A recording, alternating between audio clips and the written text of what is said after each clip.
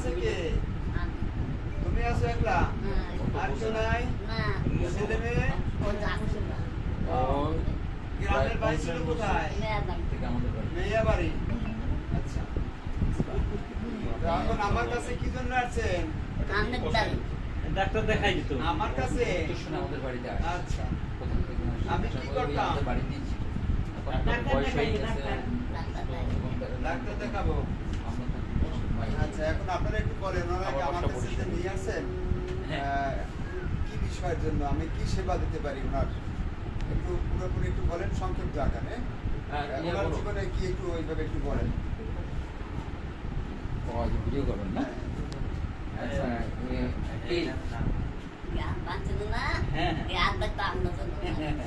ঠিক আছে, ওষুধ দিবে, ওরা চিকিৎসা করবে, কোনো সমস্যা নেই, কোনো সমস্যা নেই। বিষয়টা হলো 1974 সনে আমাদের বাড়িতে আসে। এর বাড়ি হলো বলতে পারে আর কি কুষ্টিয়ার আঞ্চলিক ভাষায় কথা বলতো। এর বাবার নাম বলতে পারতো ঠান্ডা খা আর কি বাবার নাম।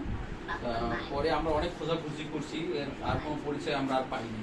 হ্যাঁ, কোনো খোঁজাখুঁজি করে পাইনি। এরপরে সে আমাদের বাড়িতেই ছিল এই দীর্ঘ বছর, প্রায় 74, প্রায় 45 বছর ধরে আমাদের বাড়িতে ছিল। এখন সে অসুস্থ, বয়স হয়ে গেছে অনেক, মানে অসুস্থ। এখন তার দেখাশোনার লোক নাই। আমাদের বাড়ির লোকজনও বিভিন্ন জায়গায় থাকে, কাজে ওর দেখাশোনার জন্য মানে আপনাদের এই সংস্থাটা আমরা বিভিন্নভাবে ফেসবুকের মাধ্যমে এবং বিভিন্নভাবে জানতে পারছি, এবং আমরা এসেও এটার পরিবেশ দেখে আমাদের কাছে ভালো লাগছে যে উনি যদি এখানে থাকে ওনার শেষ জীবনটা ভালো থাকবে। শেষ জীবনে উনি শেষ মুহূর্তটা পর্যন্ত ভালো থাকবে, সুখে থাকবে। এই কারণেই মূলত আমাদের এখানে আপনাদের এখানে নিয়ে আসবে। এটাই। ধন্যবাদ যারা শুভাকাঙ্ক্ষী আমাদের এই ভিডিওটি দেখছেন। এই বৃদ্ধ মাটি পাকিস্তানের পর থেকে না? হ্যাঁ, 74 সনে আমার কুষ্টিয়া এই ভাইদের কাছে ছিল। তারপর থেকে উনি একটা পর্যায়ে এই যে বৃদ্ধ বয়সে চলে আসছে। আর ওনার মূলত কেউ আপনজন দুনিয়াতে নাই। ওনার আপনজন বলতে আছে মা? আচ্ছা, এখন থেকে আমাদের বৃদ্ধাশ্রমে থাকার উদ্দেশ্যে আসছে। আপনারা দোয়া করবেন। আমাদের সাইনবোর্ডে এই ব্যানারটা দেখা যায়, ঠিকানাটা বরিশালে বৃদ্ধাশ্রম বয়স্ক পুনর্বাসন কল্যাণ সংস্থার প্রতিষ্ঠাতা। এবং একটু আমার দেখা যায় এটাছি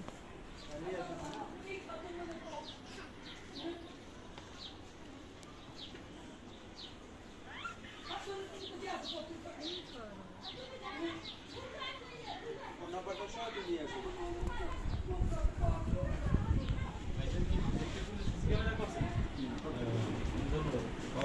তো ধন্যবাদ জানাই আপনাদেরকে। আমাদের এই বৃদ্ধাশ্রমটি আপনারা দেখে অন্যান্য 10টি বৃদ্ধাশ্রমের থেকে হয়তো একটু আলাদা, যেটা আমরা সম্পূর্ণ ফ্রি লালন পালন করি।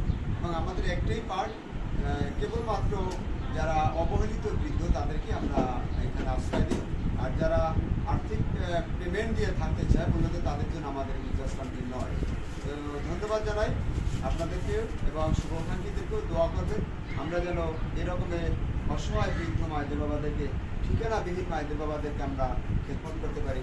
সবাই ভালো থাকবেন। আপনাদের সকলের সুস্থতা কামনা করে আমি ছোট্ট একটু ভিডিও থেকে বিদায় নিচ্ছি। সাফাত হোসেন আমি, বৃদ্ধাশ্রমের প্রতিষ্ঠাতা এবং পরিচালক।